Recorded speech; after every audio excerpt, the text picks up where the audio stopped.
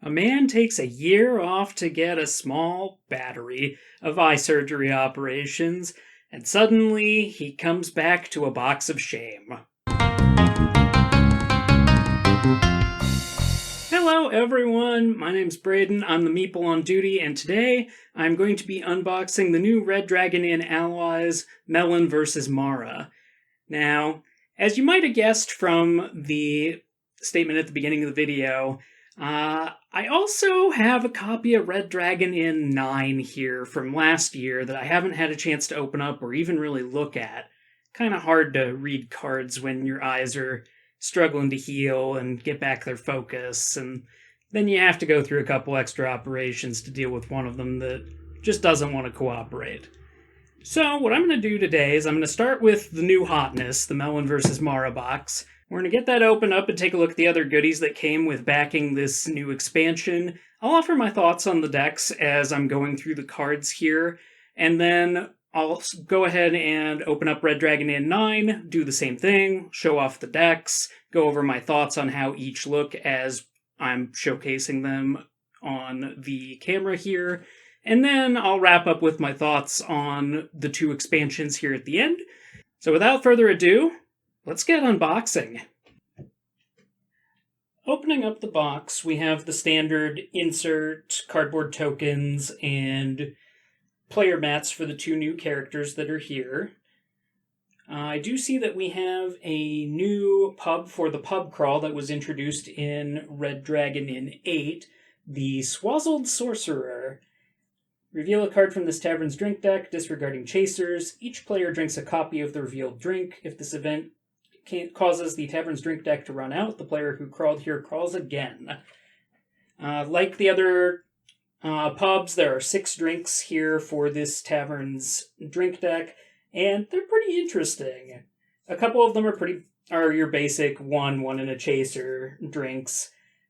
A couple of them focus on attacking your fortitude and alcohol content, or you have the Wizard's Breath Ale that's basically 4 alcohol but 4 fortitude, so if you're still pretty healthy when you get it, that's gonna sting. And then you have a couple drinks here that have some cool effects, letting you discard cards from your hand and refilling up to your maximum hand size, and also putting the card on the bottom of your drink me pile after you drink it. So basically, the Mobirius will actually hit you twice, which is just downright nasty.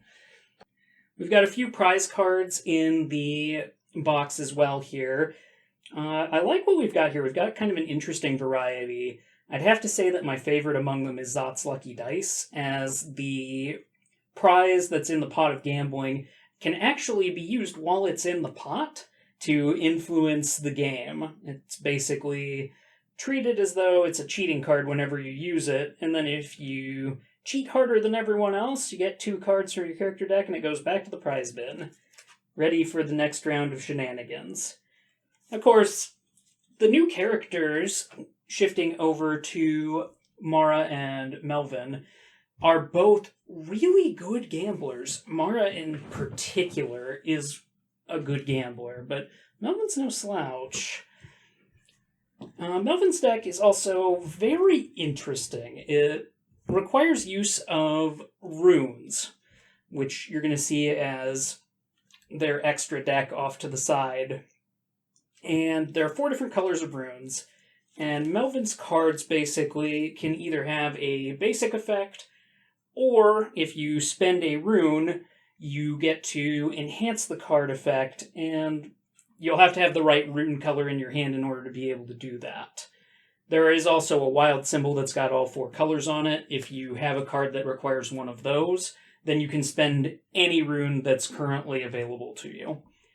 So how do you get runes? Well, you get 1 at the start of your turn, and there are several cards in Melvyn's deck that also allow you to get an extra rune. This is unfortunately one of those decks that's going to require some very aggressive discarding and drawing in order to really make the most of it. Many of the cards that require runes to power up require 2 runes or sometimes more. There are a handful that only require 1 for the upgrade, but by and large, you're going to need 2, and it's almost never the same colors, so you're going to need to be cycling through and picking up as many extra runes as you can, so that you can pick your moments. However, to make up for the fact that Melvyn's cards are kind of mediocre overall, minus their gambling, the cards in Melvyn's deck are actually very good at reacting to the table. This is a deck kind of like Eve's from Red Dragon Inn 2, where you don't have very many action cards. I think there were 7 in this deck that I counted. So there aren't very many actions. Most of Melvyn's cards are sometimes anytime or gambling cards, which is going to give you absurd flexibility to react to the game. So it makes sense that the power level of the actions in some of the cards is a little lower, and is dependent on runes that I'm not sure you're going to get at a fast enough pace to consistently utilize for powerful card effects to get extra value. Overall, interesting deck. I'm definitely game to try it. I mean, I love me a good reactive deck as much as the next person, but I don't really see this being particularly strong just reading the cards right now. I could be off base. I will absolutely be playing a game or two and goldfishing the deck a little to kind of get an idea of how it works in more detail when I go to update the Red Dragon Inn article that is on the Assorted Meeples website. Link in the description below, by the way. But overall, my inclination is that this is a low B, high C tier deck. Now, with this version of the Kickstarter, I got metal runes for Melvyn's deck, so that you can use those to take up less space on your player mat or next to your player mat to show the runes that you have available. And the quality of the metal used in the runes is excellent. I'm a very big fan of what this is doing as far as game piece quality, as far as easily showcasing the colors that are available. My complaint with these is it took me a while to figure out what they were, because they don't match up very well with Melvyn's cards. So I'm going to show you a quick example of what the cards look like here. I'm going to put them up on the screen, and then I'm going to show you their corresponding rune tokens so that you can see kind of where I ran into trouble figuring out what these actually were.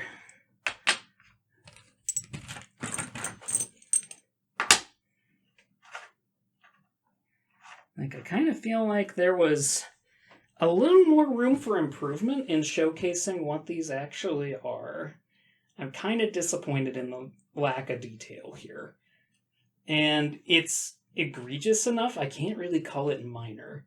Admittedly, since Melvyn's cards are color-based predominantly for the runes, this is not something that's going to affect gameplay per se, but boy, it's jarring to look at the difference between the card and the token.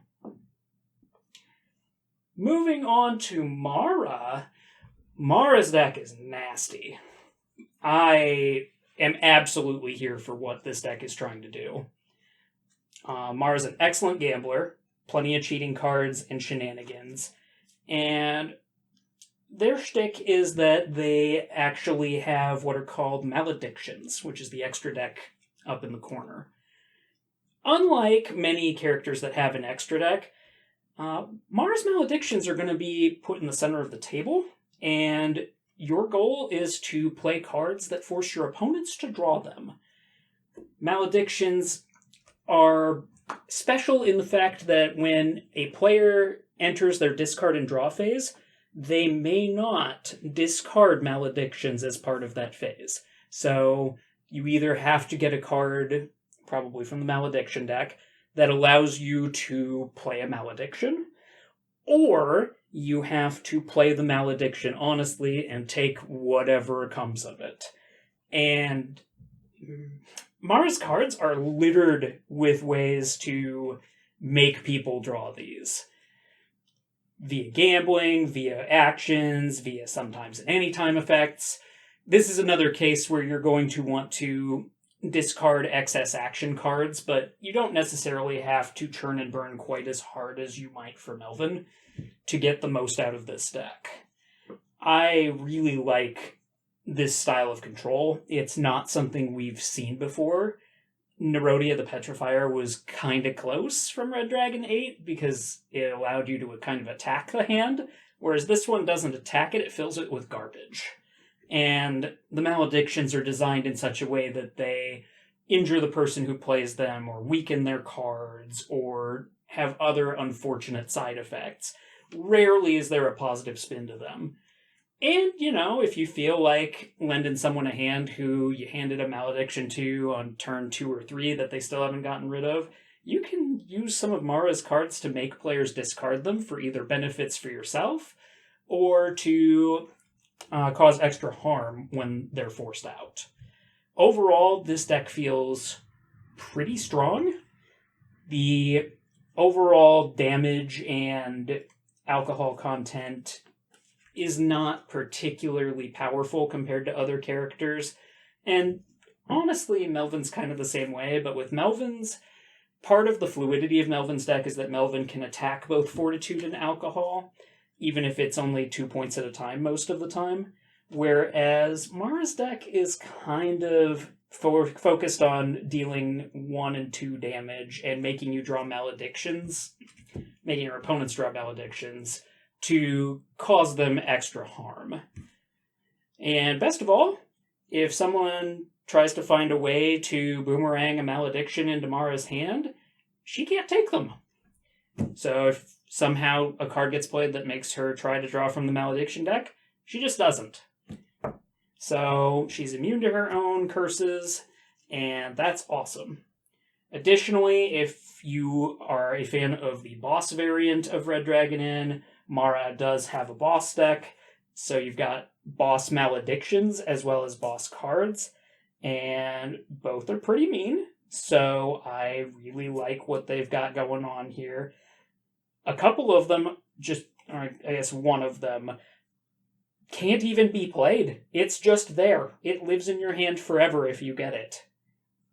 That's just mean, and I love it. Overall, both decks look really fun. Neither looks especially overpowered. I do think Marah's deck is the stronger of the two decks just on its face. I would say that it is probably an upper B tier deck if I had to guess. It might be higher. I might be undervaluing jamming up cards in hands. But based on a 4-player game, I think this deck is going to hang out pretty well in higher powered games. Hi, we'll bring you back to your quality programming in a moment. I am the Corrupt Overlord, and this is the business of Assorted Meeples, and we're here to tackle a terrible tragedy, which is the underfeeding of brownie. Did you know the average North American brown bear needs 10,000 pounds of salmon a day? Yeah, it's completely true, scientifically verified, look it up. Along with a minimum of 1,000 pounds of honey a week. Actually, I don't think that's right.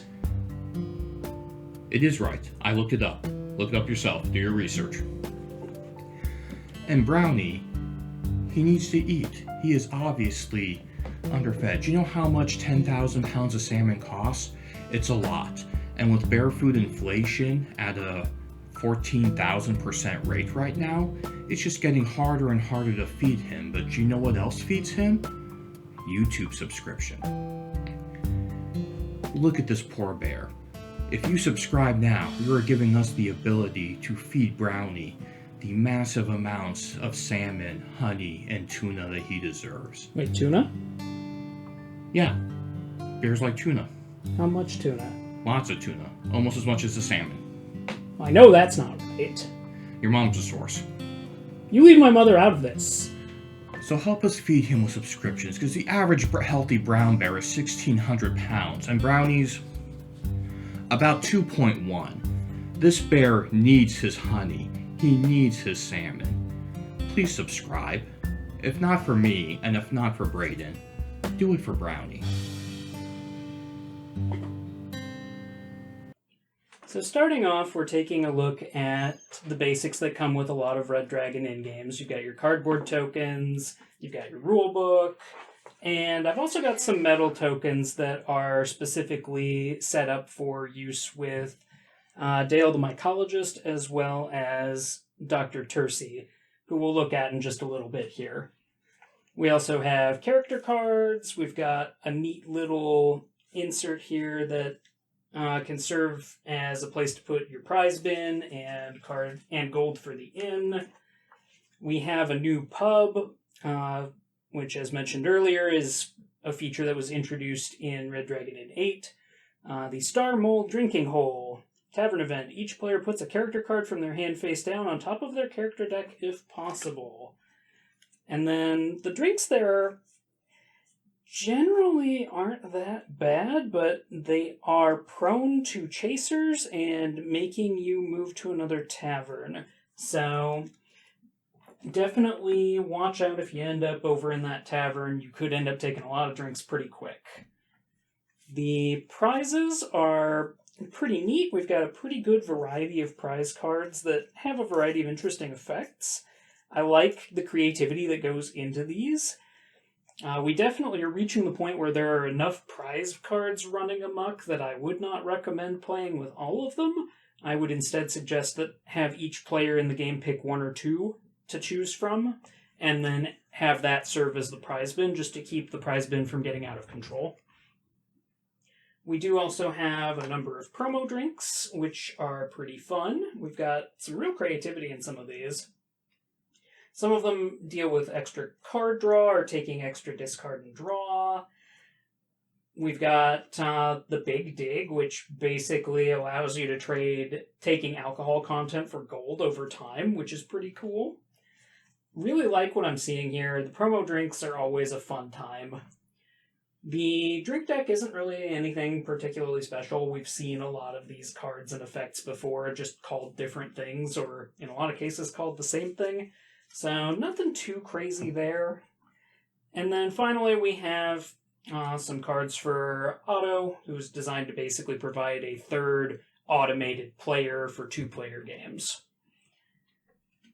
The good news is that we've got some cool dividers here, and we have 5 character decks to go into, and I like what several of them are bringing to the table.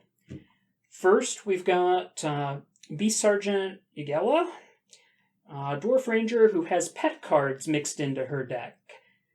And the goal of the deck is to be able to find cards that interact with your pet cards so that you're able to take extra actions. Kind of reminds me a little bit of Sarah the Fleet-Footed from Red Dragon Inn 5, but you have to kind of really dig for the handful of cards that allow you to take extra actions and then play another pet card on top of them. I think there's some potential to do some really cool things with the deck, but by and large, I'm not super excited about this deck. I don't think it's especially strong. I think it's pretty average, in all honesty. It also just doesn't feel like it hits its mark very well, just based on what I'm looking at. It's very defensive, but that's okay on its face. But the flip side of that is it has mediocre to average offense, and you've really got to fish for a handful of specific cards in here. My guess is that this plays pretty averagely with an average power level. Somewhere in the C tier range would be my guess. Just based on similar decks that I've looked at. I don't really love defensive decks in Red Dragon Inn on the whole, but I don't think this deck's bad. I think it's just average. Unfortunately, I do think there is a bad deck in this batch of 5, and we're going to talk about Jett the Courier next. So, Jett's gimmick is that he has what's called momentum. And at the start of his turn, he gets a momentum, and there are cards that can cause him to gain extra momentum or lose momentum. Can never have more than 3 or less than 0 at a given time. Now, on its face, this is a perfectly fine mechanic. I really like the idea of managing your momentum, because some of the cards that work with it scale based on the momentum, so you can do a lot of damage, you can hit pretty hard, but The problem that I have with Jett's deck is that a number of the basic cards that you find in a lot of decks that allow you to reduce fortitude loss or ignore actions cost you your momentum in addition to their normal effects. So they're actually worse than what a lot of characters would have with the exact same card effect. And I really find that to be a problem. Especially because getting to 3 momentum if you don't find a card that lets you boost it will take you 3 turns, because you only gain 1 momentum at the start of each of your turns. And there aren't just tons of cards that boost your momentum beyond that 1 per turn limit. There's some. I think there's potential here, and I think this was a safety valve built in to keep Jett from being too powerful, from having all those scaling effects hit for 3 constantly. But I don't think this was the way to do it. I don't think the deck's bad, but I do think it's badly designed for what it's trying to do. Just looking at its face. Just too many cards that screw up your momentum, and the payoff for doing so isn't good.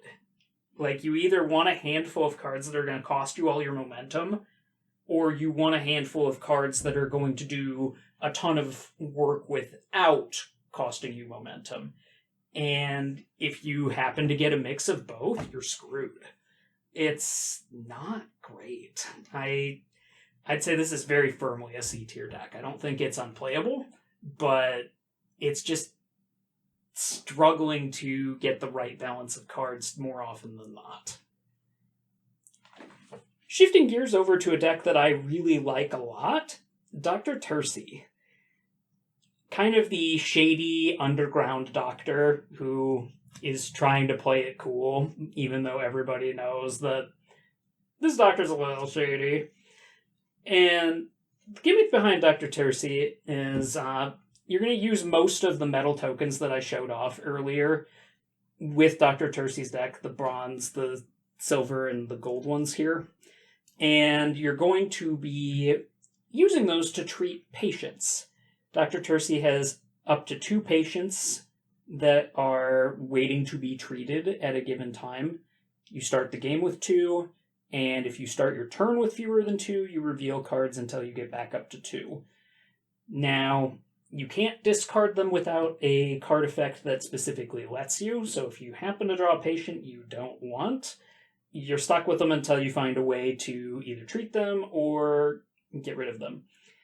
And you treat them by spending the different types of medical tokens that you can pick up. And I believe there are 3 different ones that you can get, basically.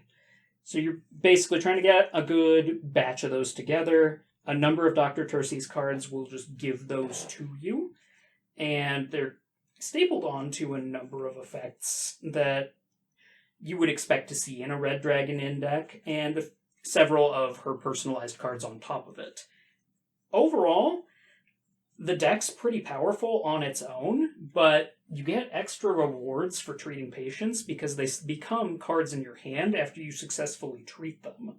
And that, in turn, really lets you do some serious work as far as getting damage out or avoiding damage to yourself. Dr. Terci's deck, pretty average in terms of damage on its own merits, but definitely swings for the pocketbook a fair bit, and does have a card that deals 3 fortitude damage on its own, plus a number of the patients are treated as sometimes or anytime cards, so you'll actually have access to extra cards the longer a game progresses, and that's really a big deal. Card economy with this deck can be super, super good. I think that's going to put it at bare minimum in B tier. It might even be an A tier deck, depending on how reliably you can get patients treated. A lot of them only need 1 resource to treat. Some of them might need 2 or 3, but their effects are commensurately more powerful. And Dr. Terci's cards are littered with ways to get these different resources, and some of them let you even pick specific ones so that you can get the ones you need for the patients that are out. I think this deck is phenomenal. I think that it's going to see a lot of play in dedicated play groups. Moving on, we've got Dale the Mycologist. So Dale's a pixie farmer who farms mushrooms. What a profession. Overall, the gimmick here is that you're going to be planting a mushroom at the start of each of your turns, and you'll put a rake counter next to its top number. And then at the start of your subsequent turns, you will move the rake counter down one stage on all of your planted mushrooms, and then you will reveal a new mushroom from the mushroom deck and put a rake counter at the top number on that. These mushrooms are placed above your player mat in what's called the planter box. You cannot have more than 4 mushrooms at a time. If you would be in a situation where you would have more than 4, you can choose whether to discard the new mushroom or trade one of your existing ones in to plant the mushroom that you drew from the deck. This is a pretty cool concept, and it builds really well, I think, because you can use these mushrooms a couple different ways. At the end of your turn, if a mushroom is at its bottom stage, you must harvest it. And you get a gather effect based on what it says at the bottom of the card. A number of these don't have an effect. We'll get to that in a moment. And then several of these do nice things for you, like let you plant extra mushrooms, gain a little extra fortitude, work on your resources a little bit, that sort of thing. And they're split pretty evenly. It's about 50-50 on benefits versus not. Now, the other use for mushrooms that are in your planter box is what's called harvesting. So, if you have mushrooms that haven't been gathered yet in the box, you can instead spend them to harvest, which will give your cards from Dale's deck extra benefits. And these benefits aren't nothing, and you can find a number that require as little as 2, as much as 4. Some are variable, and honestly, the effects are well worth it. Like, you already get a decent effect on the cards that have a harvest kicker, and you can just make that card much better with the kicker. It's really pretty slick. And there are several cards in Dale's deck that let you plant extra mushrooms, so you're going to want to be a little more aggressive when it comes to discarding and drawing to make sure that you get access to those so that you have a healthy supply for harvesting at all times. But overall, this deck is also really good. I think this and Terci's deck are among the stronger decks in the box. I think Terci is the top, and Dale is right under it. Dale would probably be a solid B tier deck. The more I think about Terci, Terci might be A tier. Extra cards is just super good in Red Dragon Inn, especially if you're in a game with more players, because it lets you keep doing what you need to do to keep your hand full. You can do things on your turn, rebuild your hand, and weather the storm of multiple players.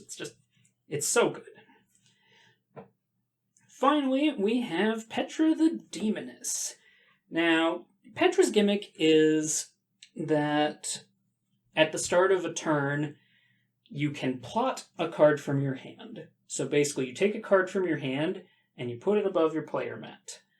And then, as long as a card is plotted and a scheme, which is a new type of card specific to Petra's deck, you can play the plotted card as long as it's hanging out and get an extra benefit, or a slightly different effect for your card. Now, you're only allowed to plot one card at the start of each of your turns, but a number of Petra's cards will let you plot extra ones if you want. The catch is that at the start of your turn, any cards that are still plotted get discarded and turned into counters for your Hellfire, so you can't just save them up infinitely like pennies in a piggy bank. You're going to have to be aggressive about spending them, and you're going to have to be smart about which cards you plot, if any. Now, the other thing you can do is just throw cards willy-nilly in there to fuel Hellfire. When Hellfire reaches the fire icon, which would take 4 cards being discarded from the plotted stage, And there are cards in the deck that let you discard extra. Some will boost your Hellfire, some won't. But when you get to that fire icon, you pick another player, they lose 2 Fortitude, like you were playing an extra action card, and then the Hellfire counter goes back to 0.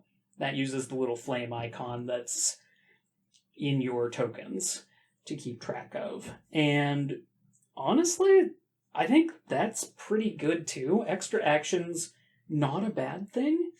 I don't think Petra's deck is particularly weak either. I think it's actually pretty strong and rewards you often for having at least 2 Hellfire, which seems pretty manageable if you're smart about it.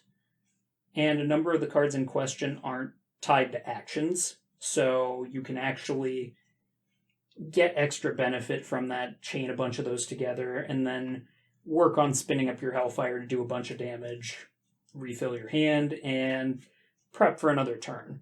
You're not going to be able to be explosive all the time, but I feel like this manages what you're trying to do with getting extra action cards and effects into play a lot better than Ygella's deck does. This feels a little more centered toward good play throughout the game.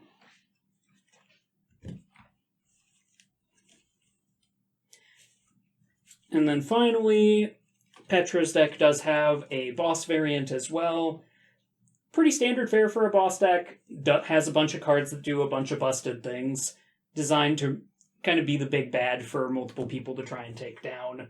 Very cool overall that they keep adding more of these. I like to see a good variety of them so that games where you're doing team-ups don't get stale as quickly.